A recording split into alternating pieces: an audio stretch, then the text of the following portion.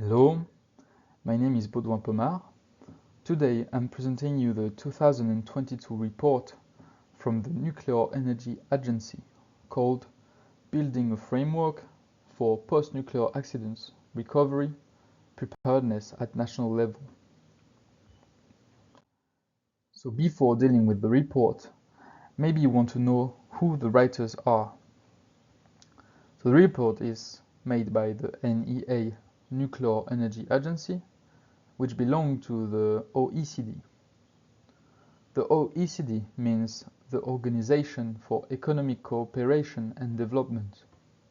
It is an intergovernmental organization with 38 member countries that provides a platform to compare policy experiences, seek answers to common problems, identify good practices, and coordinate domestic and international policies.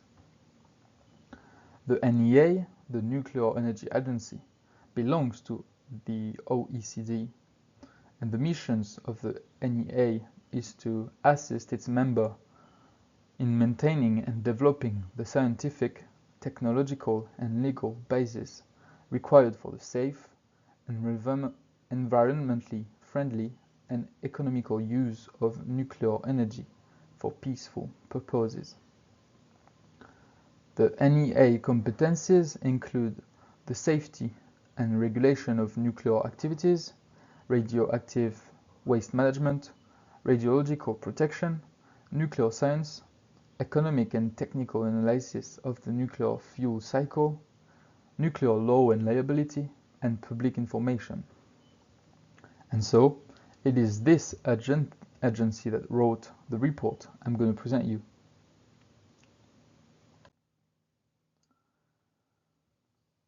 This report aims to give countries advice to build an efficient recovery program following a nuclear accident. A recovery program is a long, complex, and resource-intensive process. This report is made because most countries have well-prepared emergency programs designed for nuclear accidents, but very few material exists about these recovery programs. The main difference between these two is the time projection. A recovery program lasts for several decades. The elements proposed in this publication are ensuring health and well-being, supporting the economy, and protecting the environment.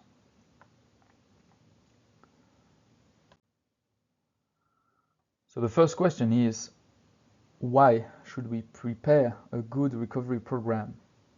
What is at stake? A society is a complex web of interconnected people and organizations. If any part of this web is overlooked in planning, the process of recovery will be suboptimal and people might be left aside.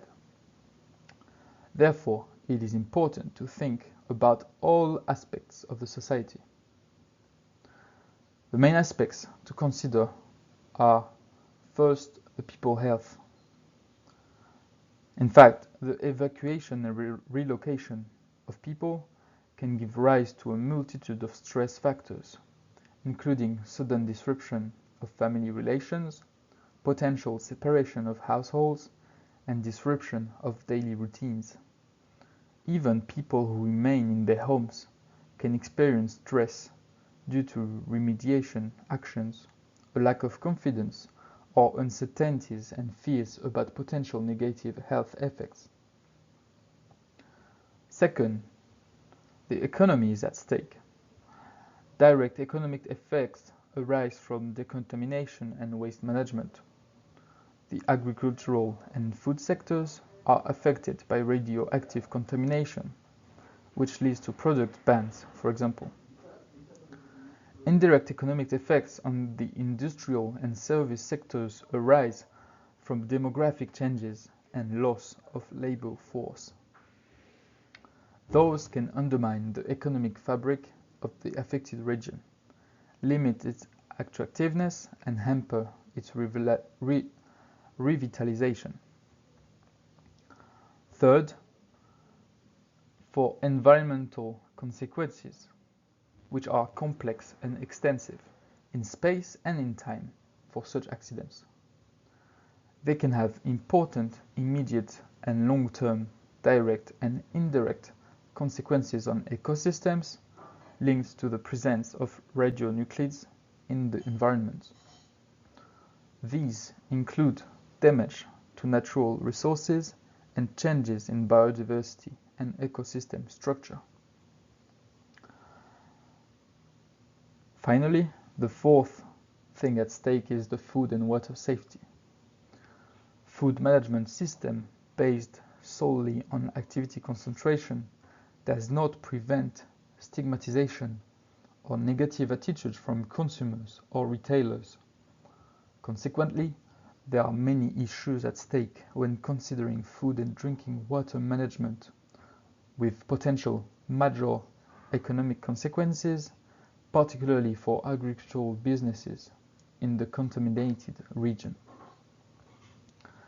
It is important to notice that both radiological and non-radiological aspects of the accident, long-term recovery must be considered.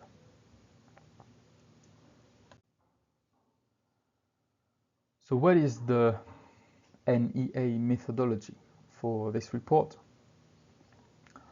This report follows a cyclical approach, as illustrated on this figure.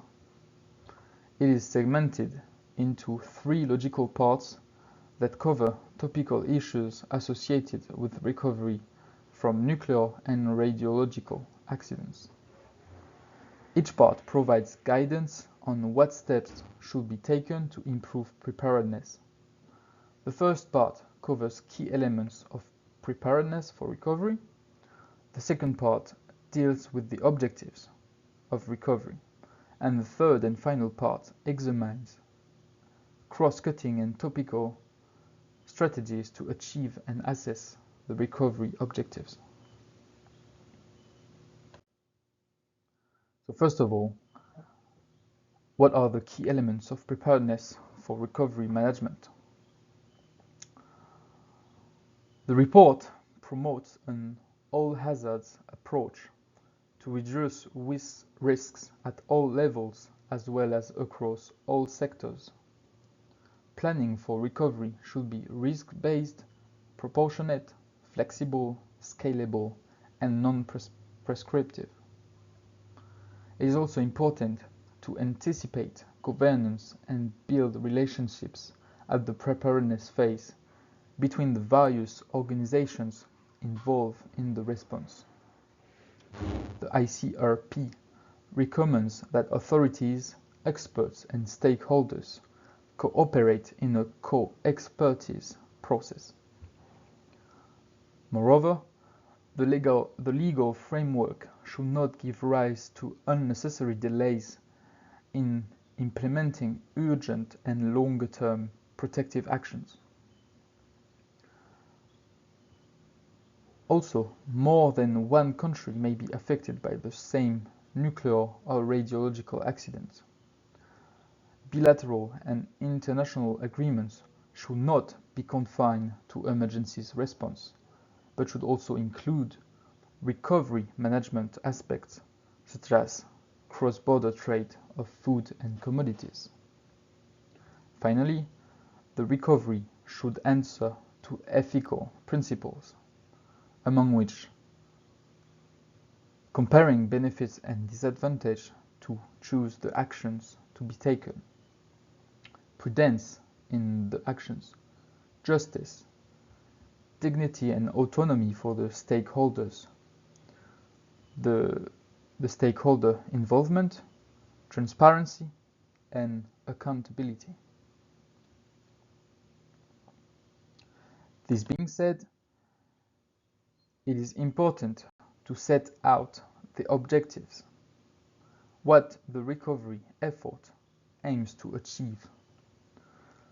So the report reminds that even though the objectives are interdependent, their prioritization will shift and fluctuate throughout the recovery timeline, depending on the specific situation and context. Now, I'm going to present each objective described by the report. The first key point is ensuring health and well-being. This must be done by actively seeking dialogue with the affected population.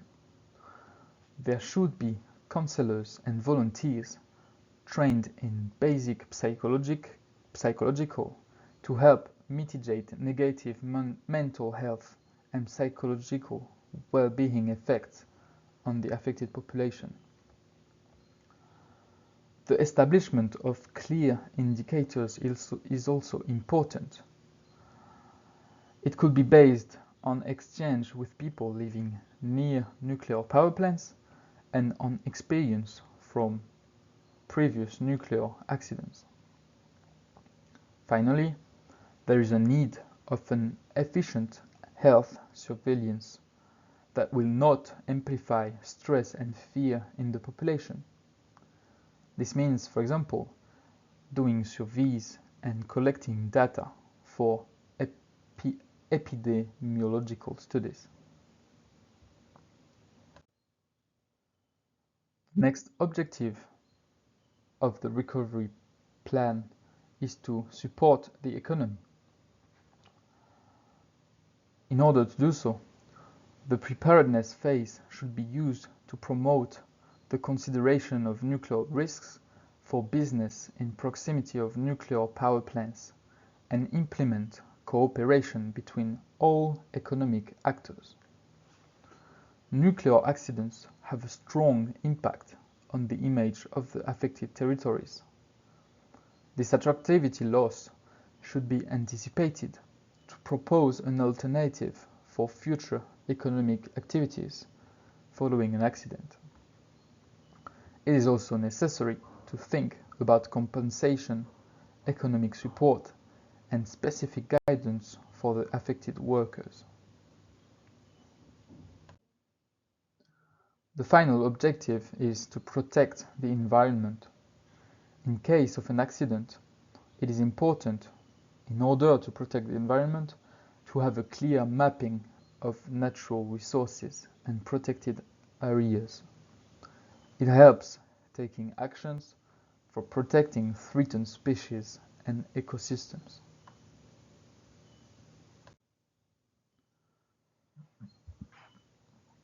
Now, to achieve the objectives we described before, we need a strategy. And the first important aspect is to involve citizens.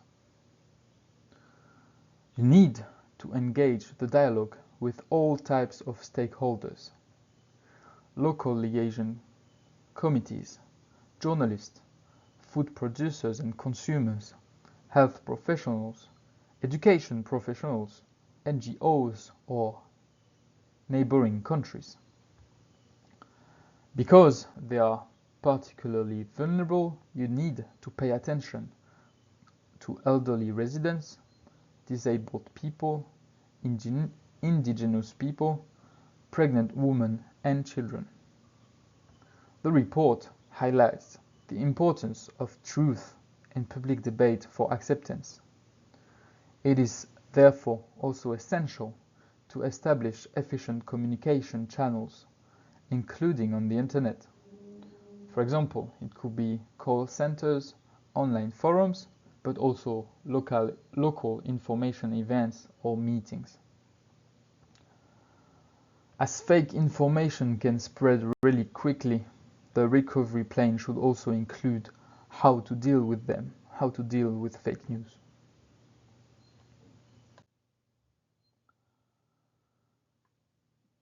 Another important aspect of the strategy is to build resilience.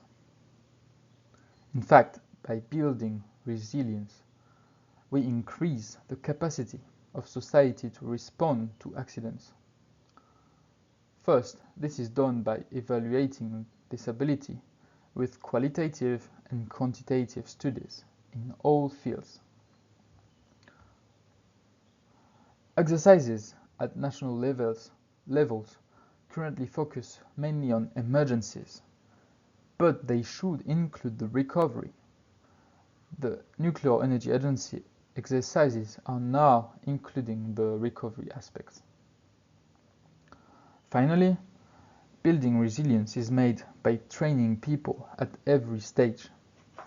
The population, for them to understand the risks and the actions taken, but also professionals, to be sure that enough people will have the skills to react to an accidental situation at any moment.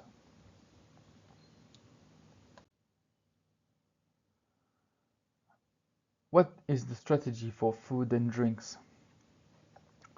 For food and drinking management, the first point is about defining the maximum permitted levels of radiation allowed.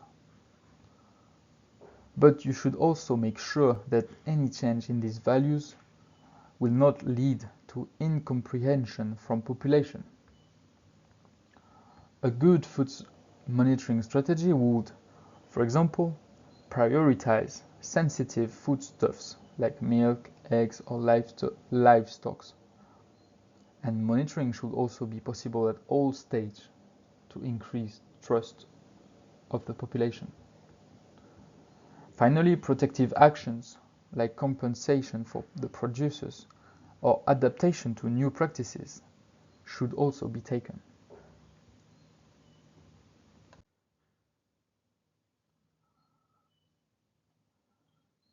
Remediation is the process of reducing radiation exposure from contamination through remedial actions to remove the contamination itself or to affect the exposure pathways. So this also needs a strategy because the remediation needs to anticipate the infrastructure and resources. You should also, beforehand, have an established process to accomplish this remediation. And of course, data collection is crucial, even in preparedness, to identify the risks among population, businesses, identify the different types of buildings, infrastructure, waste storage and disposal sites, sensitive habitats, food and drinks production. Of course, if there is a nuclear accident, you will have to deal with the radioactive waste. So for those, specific arrangements need to be put in place to deal with the increased volume and types of waste. And you should also need a specific legal framework. The figure shows the hierarchy of waste preparedness. To manage an optimal waste management, one should also use modeling as well as treatment and storage plans.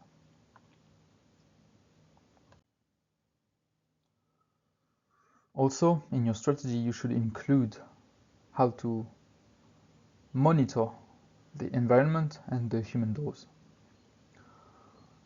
So dose assessment of the affected population must begin early in the emergency response phase. In the recovery phase, dose assessment is a continuous process influenced by the increased availability of data and the re-evaluation of the radiological situation. An important aspect of preparedness is understanding how the monitoring program will change as there is a transition into an existing exposure situation and how it differs from routine environmental monitoring. You should always know why, how, and where monitoring should be conducted. This needs, among other things, a definition of measurement objective and, once again, a good mapping of the areas of interest.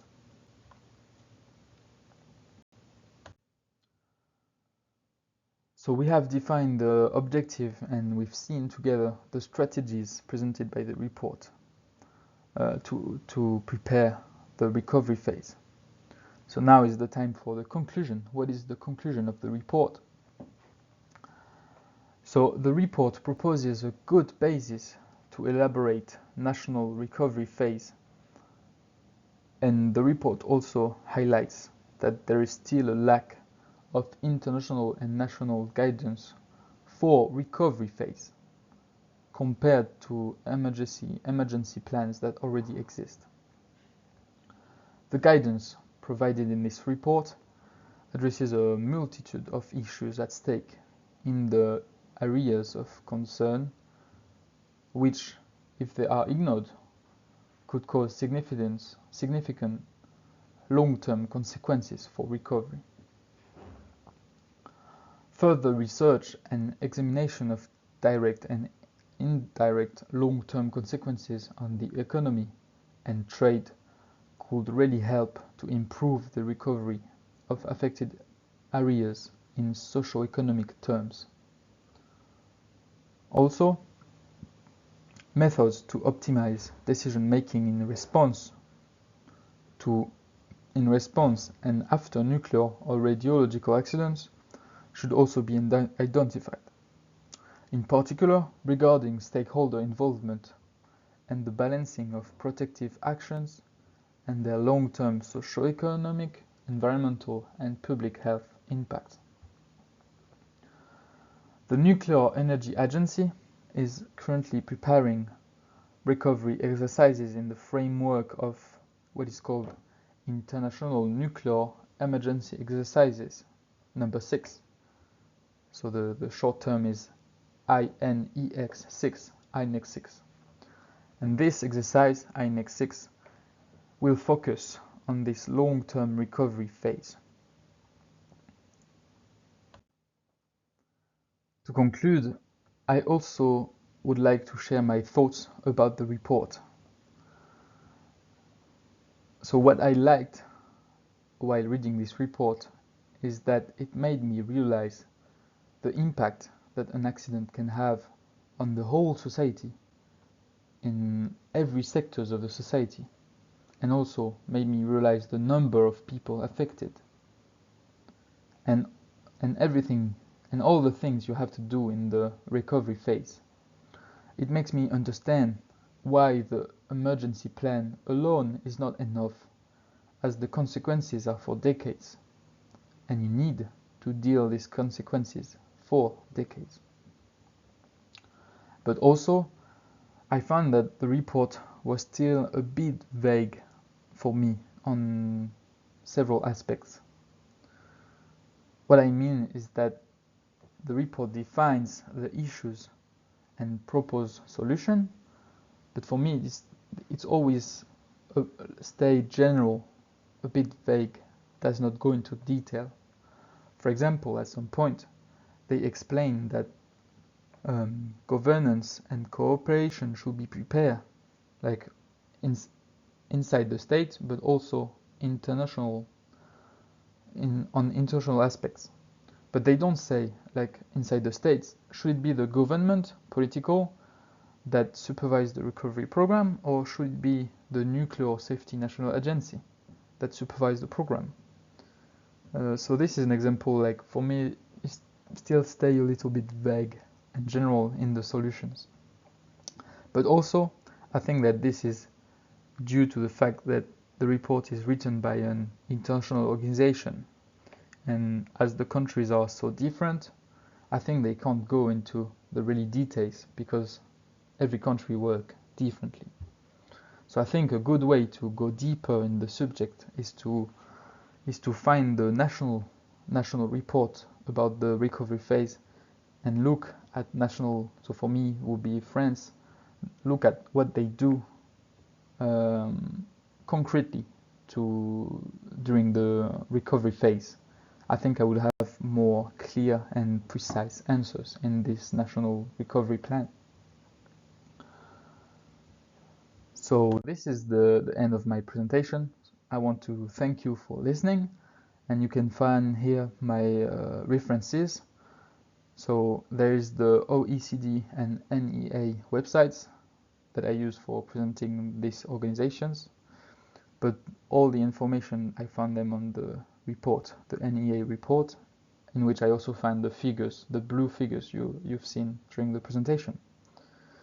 And all the pictures I took for illustration are on Google. So thank you again for listening, and bye-bye.